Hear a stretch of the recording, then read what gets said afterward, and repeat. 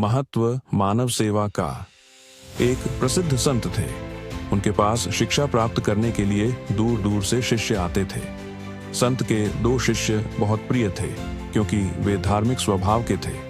दोनों ही शिष्य प्रातः जल्दी उठकर स्नान करके पूजा करते और 4 घंटे पूजा करने के बाद गुरुजी के पास जाकर आश्रम में आने वाले रोगियों की सेवा करते थे।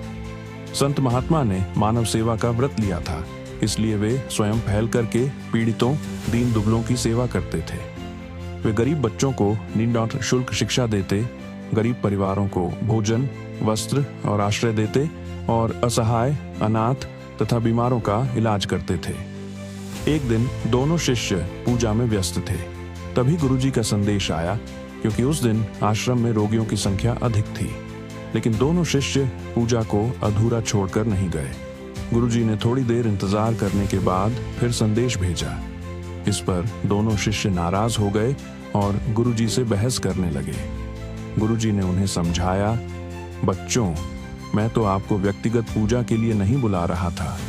पूजा और प्रार्थना तो देवता भी करते हैं, लेकिन सेवा केवल मनुष्य करता है। सेवा प्रार्थना के बराबर होती है, क्योंकि यह निस्वार्थ और परोपकारी होती है। इसके बाद दोनों शिष्य समझ गए। शिक्षा।